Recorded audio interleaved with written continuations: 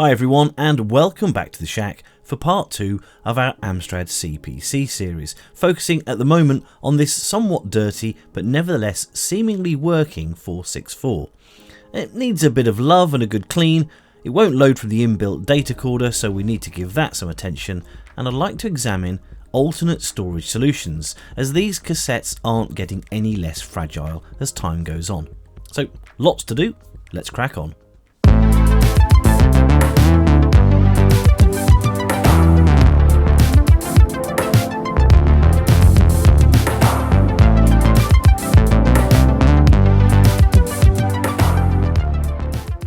Here at the Shack, we'd like to give a huge thank you to the sponsor for this video, PCBWay. They help us out with all of our PCB fabrication needs and make fantastic boards at amazingly competitive prices. And it's not only PCBs that are on the menu. Apart from other fabrication services like CNC machining, 3D printing, sheet metal fabrication and injection moulding, PCBWay also have a great projects library of cool stuff to build from people all around the world. Oh, and if you don't like waving a soldering iron about, they can even assemble your PCBs for you. That's the PCB way. Right, on with the show. Right, first off, I want to give this machine a really good clean, as it is a bit on the mucky side. Then we'll do a bit of maintenance on this cassette deck. And for that, we'll be using some head cleaner, cotton buds, and importantly, some new belts, and a bit of grease on the old spindles too. Then we'll be looking to get this SVI CAS hooked up, which is more difficult on the 464 than its bigger brother, the 6128. The 128K machine has a dedicated socket for attaching an external cassette system using these standard leads, but the 464 doesn't have that port, so we're going to have to be adding one in the form of this 5-pin DIN socket, which is compatible with the 6128 cassette leads. And finally today, all being well, we'll take a look at this external cartridge solution, which promises instant loading of games, albeit with a bit of preparation up front. Okay, first things first, let's take the old girl to pieces. First to come out is the mainboard, and this looks to be in good condition, no corrosion or other obvious damage. Next out is the keyboard assembly. We'll look at this in more detail later. Don't forget this little ground connection here. This tiny little PCB is home to the power LED, and this just sits in here. The keyboard must hold this in place usually, as there's nothing else holding it down. And now we can move on to the cassette deck. There are obvious screws holding this down, plus a couple of not so obvious ones. I'll point those out as we get to them.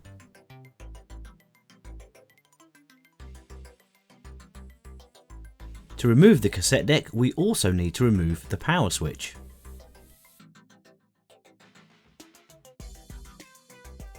And the volume control.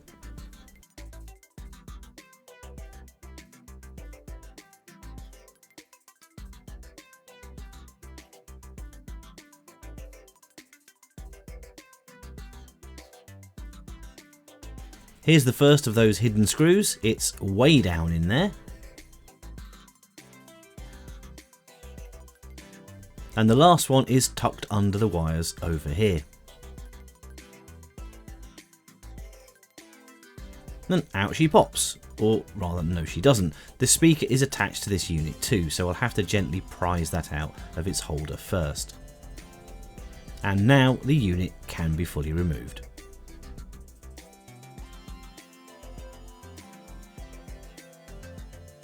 This belt is really thin and weedy, so I'm guessing it's the original from nearly 40 years ago. Old belts mean a reduced tension and an uneven speed of tape travel. The read and write heads look in good condition, and the rubber wheel that pulls the tape across the heads also looks okay, but we'll give them all a good clean anyway. This belt is even thinner and weedier than the other one. And there's a general level of dirt and surface rust across the whole unit, but it's just from dampness. There's no sign of water damage anywhere else. Replacing the belts on these units is an extremely simple matter and involves in total 4 screws to take out and replace, 2 for the bottom belt and 2 for the top. But before we do that, I want to get the cassette control keys off, out of the way and in soak. But to do that means I have to get this split pin off without either losing it, breaking it, or swearing so much that this video is no longer family friendly. So I'll do that off camera. Back in a tick. Well, I'm glad I did that because these are filthy. Off into soak they go, and look, not broken or lost. And spoiler alert, but considering the way the rest of this video goes, I'll take that small win. There's some more of that surface rust down here, so we'll get some fine sandpaper on that and get rid. Now, I'm initially going to use this soft brush because there are some quite small clips and springs in this cassette unit, and we don't want to go too heavy-handed and risk pinging one off, never to be found again. Once we've got the majority of the big fluff and stuff out of the way, and we know where all the delicate bits are, we can go in with the more bristly brushes. A bit of the old IPA is always welcome, and then it's in with the sandpaper to get that rust off as well. And finally, it's time for these nice new belts to go in. We'll unhook this top belt first, and it really does feel flimsy and worn away. We'll need to remove the tape counter unit next, as believe it or not, that's all this belt is for. Need to be careful with these tape counters because if they fall apart they're a nightmare to put back together again. Comparing the old belt on the left with the new one on the right, you can really see how thin that old one has become. Let's fit the new belt and the tape counter unit back in.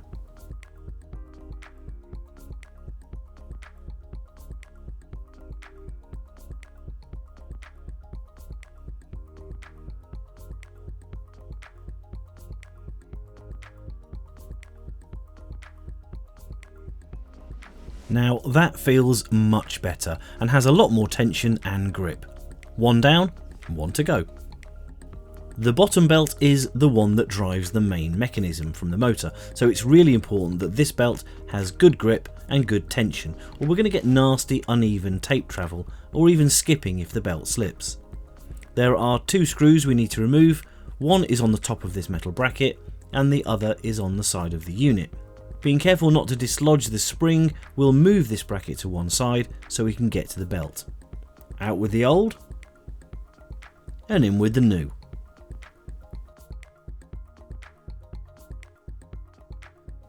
Now we'll just refit the bracket and check that everything is moving smoothly and nothing is binding.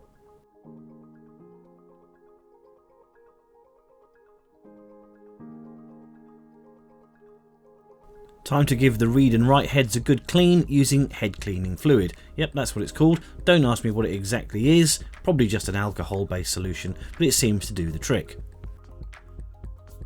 We'll also use it to clean off this rubber roller wheel so we get a nice grippy wheel to pull the tape through.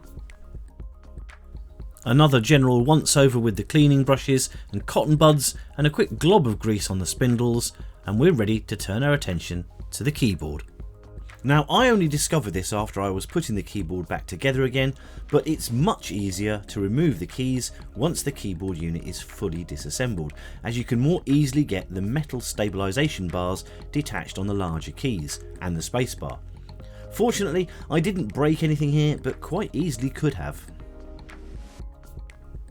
Right, soapy water is at the ready, so I guess it's time for a relaxing bit of music while we get some cleaning done.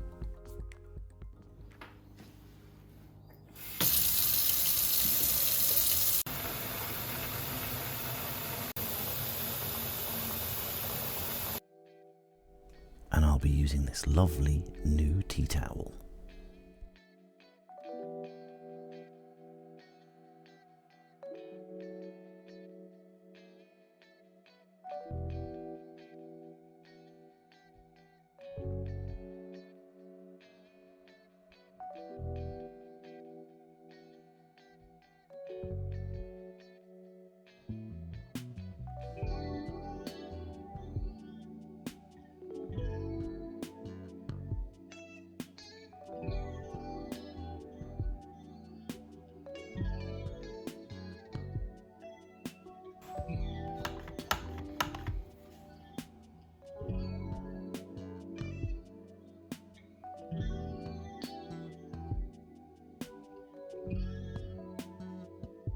I'm going to revisit these blue keys as they're the only ones really that seem to have discoloured. I'll throw them in when I've got my next retro brighting solution on the go.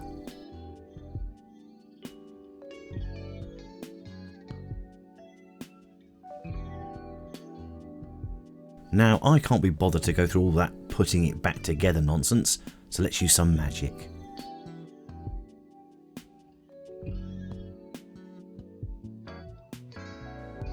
I'll give the PCB a good clean too, as it's got a good layer of surface dust and grime. And then we'll put the whole thing back together again and give it a test.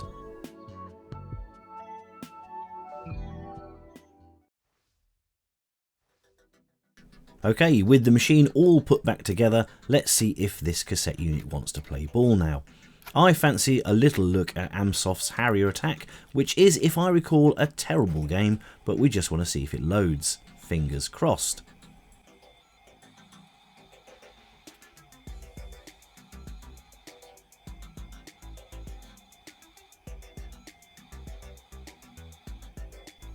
And yes, look at that, we have a fully working Amstrad. Remember that? Fully working. So next on the agenda, now that we've got a nice working cassette deck, is to find a way to get this external SVI CAS working with the 464, and that's going to require installing a new port and a bit of modification, but as a result means we don't have to rely on old cassettes, and perhaps more importantly have access to programs that are publicly available but that we don't actually own the cassette for. We'll put this new 5-pin DIN socket on the rear of the machine in this spot here. I've checked and this won't foul any circuitry on the inside and will hopefully look nicely in keeping with the rest of the unit. We'll also wire up the cable according to the same pinout from the 6128. I'm not going to film me drilling the hole, as I know that case modification can be a trigger for some, so hopefully if you're one of those people you'll be pleased with the result and not have to sit through the process. And you know what, personally I don't think that looks too bad at all. So this little strip of solder points here expose the cassette controls to our devious machinations. Looking at the schematics for the 464, we can see our data in, data out, ground and remote lines, so we'll wire those up accordingly.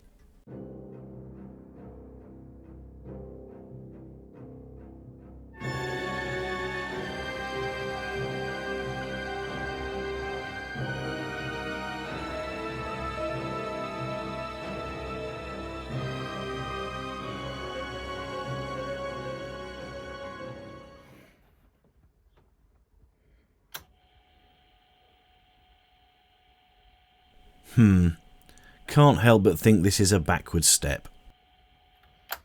So this is just a silly mistake and an important lesson in double and triple checking things before applying power. See that white lead connected to pin 3? Yep, should have been on pin 4. Even after changing it to where it should be, we're still not booting up. Something nasty has shot through the system as a result and fried something. Now, those in the know with Amstrads tell me that a grey screen with a black border is likely to be a RAM issue, so I've probably fried one or more of those, and that's what I'm hoping for rather than frying the gate array, because they don't make them anymore. This CPC uses 4264-15 RAM chips, which I don't have any spares of, so that kind of draws this episode to an unsatisfactory and unexpected early close. As soon as the RAM comes in, we'll carry on. Anyway, thanks as always for watching, and I hope you've enjoyed the journey even if we didn't end up where we wanted to. It goes like that sometimes, I guess. If you like the video, please subscribe to the channel and hit the bell for notifications of new content. Please leave your comments below, as we always love to read them. If you've got anything you'd like to donate and see featured on the channel, please drop us an email and I promise to try not to destroy it. If you'd like to support us, there are links for Patreon and our Buy Us a Coffee page in the banner on the main channel page. So until next time in the Retro Shack, it's a sad goodbye from me.